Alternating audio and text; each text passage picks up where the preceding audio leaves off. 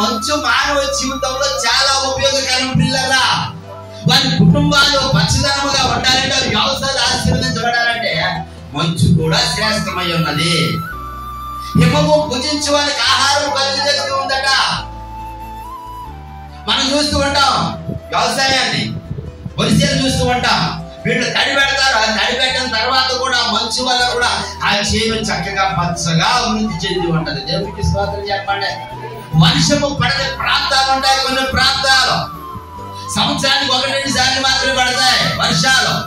మరి మిగిలిన సమయాల్లో మన చెట్లు ఎలా పచ్చగా ఉంటాయంటే, వేడి చేత అవి పచ్చగా ఉంటాయి. మంచు చేత కప్పబడి. దేని చేతమ్మా? మంచు చేత కప్పబడి అవి పచ్చగా ఉంటాయి. పిల్లల మంచుని పీల్చుకొని ఈ రోజు నీ కుటుంబం ఆశీర్వదించబడాలంటే, నీ కుటుంబం దీవించబడాలంటే ప్రభువు వారు తెలియజేస్తున్న ఆశీర్వాదం వాగ్దానం ఏమిటంటే, ఇక్కడ చెప్తున్నాడు కదా, చెట్టునకు మంచు ఉన్నట్లుగా నేను అతనికి ఉందును. అతనికి అన్న కాడ పిల్లల అతని కుటుంబానికి అనొచ్చు. మనము అనొచ్చు అనకూడదా? 108లో కీర్తన చెప్తున్నాడు కదా, యెహోవా యందు భయభక్తులు కలిగిన వాడు ఇలాగున ఆశీర్వదించబడును. నిశ్చయముగా నీవు నీ చేతుల కష్టార్జితను అనుభవించదువు. నీవు ధన్యుడవు. నీ లోకిటి నీ భార్య ఎలా ఉంటాడా? చూడండి ఎంత గొప్ప దీవెన పిల్లరా. ఆయన బిడ్డలు ఎప్పుడు కూడా సారవంతము లేని స్థితిలో ఆయన వంచడండి. సారవంతము లేని స్థితిలో. సారవంతం అంటే అర్థమేంటో చెప్పండిరా. కొన్ని పొలాలు ఉంటాయి, పంట సరిగా పండదు. ఆ భూమిని బట్టి ఆ రైతు అంటాడు, మా భూమికి ఏం లేదు, సరైన సారం లేదు, కాబట్టి ఎరువు వేయాలి అంటాడు. మీకు అర్థమవుతుందండి? ఏం వేయాలి? ఎరువులు వేయాలి. ఎరువు అనగా పిల్లలు వాక్యానికి సాదృశ్యమై ఉన్నది. దేనికి సాదృశ్యమా? వాక్యానికి. భూమి దేనికి సాదృశ్యమో? మన హృదయం. దేనికి సాదృశ్యమట? మన హృదయానికి సాదృశ్యము. ఇప్పుడు సారవంతం కానటువంటి ఈ భూమి పచ్చగా ఆశీర్వదించబడాలంటే, శ్రేష్టమైన పంట మన నుంచి రావాలంటే కనుక ఈ భూమికి ఏం అవసరమైనదట? ఎరువు అవసరమై ఉన్నది. ఇప్పుడు ఎరువు అమ్మే ఆయన ఒక ఆయన ఉన్నాడు, ఎరువు ఇచ్చే ఆయన ఒక ఆయన ఉన్నాడు.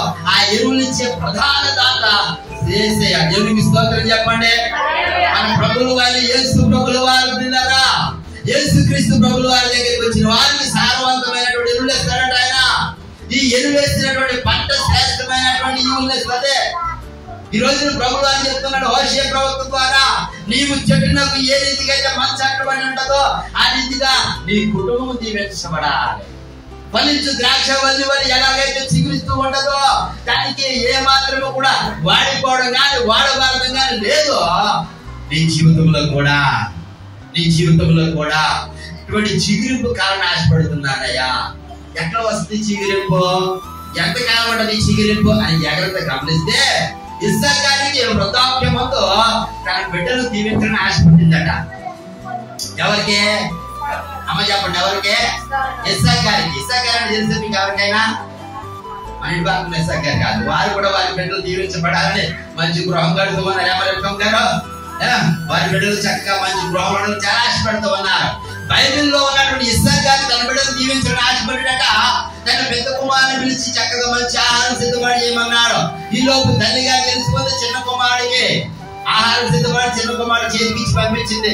చిన్న కుమారుడు తండ్రి దగ్గరికి వెళ్ళాడు. డాడీ అన్నాడు పెద్దవాడి స్వరము చేత. ఏమండి వాళ్ళు స్వరం చూస్తే చిన్నవాడి స్వరము, శరీర ఆకృతి చూస్తే పెద్దవాడి ఆకృతి. సరే తండ్రి దగ్గరికి వెళ్ళాడు. తండ్రి దగ్గరికి వెళ్ళి తండ్రి ఏమని దీవిస్తూ ఉన్నాడు తెలుసా? ఆదికాండ గ్రంథము 27వ అధ్యాయం 27వ వచనం. 27 వచనం చదువుతాను. అప్పుడు అతడు అతని వస్త్రములను వాసన చూచి అతన్ని దీవిస్తూ ఉన్నాడట. ఎలా దీవిస్తున్నాడు తెలుసా? ఇదిగో నా కుమారుడా, ఇదిగో నా కుమారుని సువాసన, యెహోవా దీవించిన దేని సువాసన వలె ఉన్నది. ఆకాశపు మంచును, భూసారమును, విస్తారమైన ధాన్యమును, ద్రాక్షారసమును దేవుడు నీకు అనుగ్రహించిన. దేవునికి స్తోత్రం చెప్పండి. మీకు చిన్న మాట చెప్తాను పిల్లారా, వర్షము భూమి మీద ఎప్పుడు ప్రారంభించబడింది? కరెక్ట్గా చెప్పాలి ఎవరైనా. వర్షం మీద భూమి మీద వర్షం ఎప్పుడు కురవడం ప్రారంభించింది? మరి అంతకు ముందు మరి పంటలు పండే లేదా? పండి అమ్మా, నోవా కంటే భూమి మీద పంట పండిందా లేదా? చెప్పండి, పండిందా లేదా? నీకు ఎలా చెప్తారు పంట పండిందని? ఎలా చెప్తారు కదా? భూమి పంట పండకుండా మరి ఎలా తింటారో? ఆదాము ఏమన్నాడు? దేవుడు ఏమన్నాడు?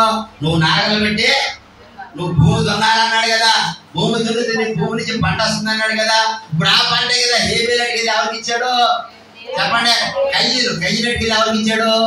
దేవునికి ఇచ్చాడు. అంటే భూమి నుంచి వచ్చినట్టు శ్రేష్టమైన పంటే కదా తను తీసుకెళ్ళింది. పంట పండాలంటే వర్షం రానప్పుడు భూమి ఎలా పంట వస్తుంది? మరి దేని చేత భూమి పండింది చెప్పండి మీరు ఎవరైనా? దేవునికి స్తోత్రం చెప్పండి. దేని చేత పండిందట?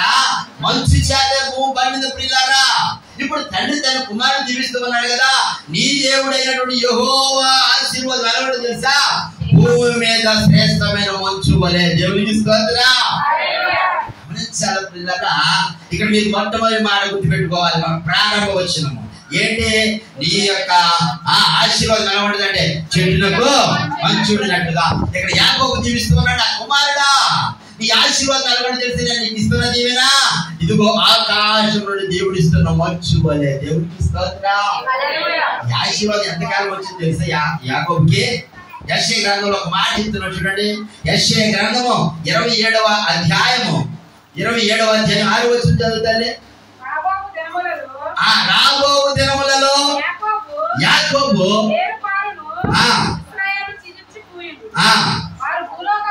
వారు భూలోకమును ఫలభరితముగా చేయుదురు.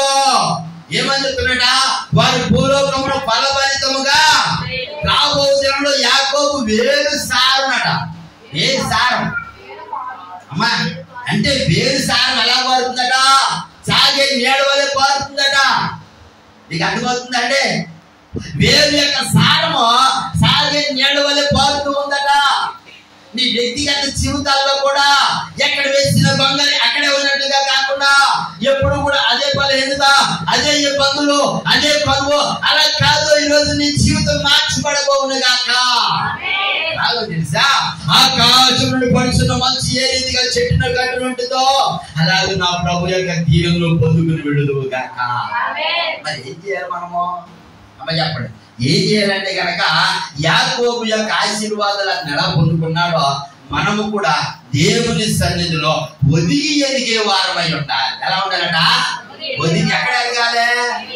రాత్రి వాక్యం ఉన్నాం కదా, ఏమని? మీరు దేవుని సన్నిధిలో ఉన్నప్పుడు మీరు ధన్యులు అవుతారు. అంతే కదా?